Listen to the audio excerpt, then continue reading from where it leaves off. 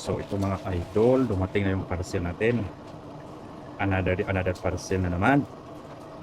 So unbox na naman tayo mga idol. Kailangan kasi natin itong parcel na ito, yung gamit natin sa ating maliit na balbakwahan. So buksan na natin yan.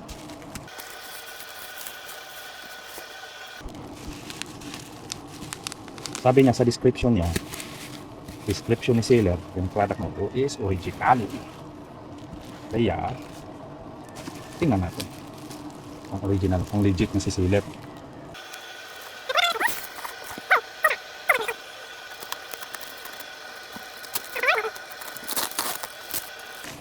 Yun, brand niya is Steel. Ikat nga.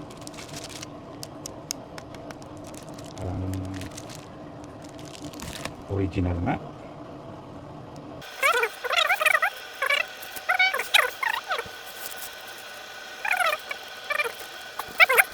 Buksan natin yung kanyang katawan, yung body niya, yung chinso mismo.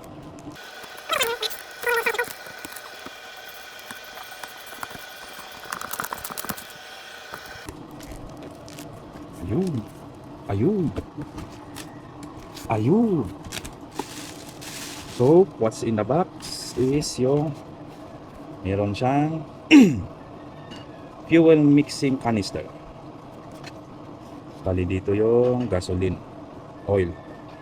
Yan yung oil. Ang percent nito to. Basta, hindi mo na kailangan ng estimate kung ilan yung oil total na ilagay mo. Kasi ito, stroke ito, kailangan ng oil. Pwedeng pure gasoline ito. So ang gagawin natin is yung gasolina, lagay natin hanggang dito 576, ano ba yan? ml ba yan? ml yata yan, 576 ml. Tapos yung 24 ml is 40 para maging 600 ml. Bali ito yung fuel mixing canister. Good. At saka ito yung kanyang chain. So, chain. Ang lagyan natin. Good. Ganda. At saka yung ito yung paddle.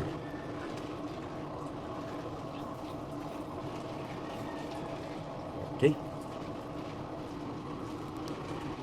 Siyempre, may manual yan. Doon mo makikita yung originality ng product mo. Dapat may manual yan. May manual yan. Yun. Galing. Ano pa?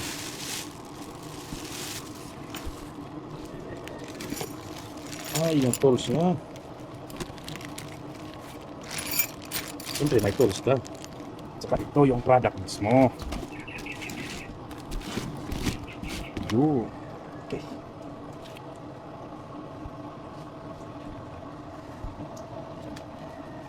Good. Okay, very good. So, still yan. 4.2 kilowatts. 58 cm. Hindi ko alam. Ayan. Basta yun na yun.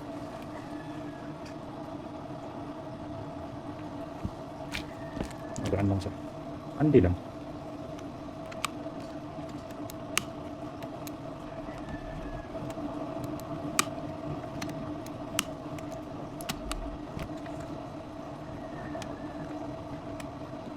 Kaya tayo ang gawin, chok kaya.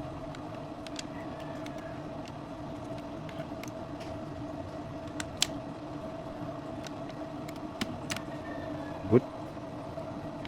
Check natin kung may mga sira, kung may nayupi, or na-damage. Okay. Basahin ko muna yung yung anong tawag dyan, yung manual niya. Tapos i-update ko kayo sa performance. All in all, goods na goods siya. Perfect talaga.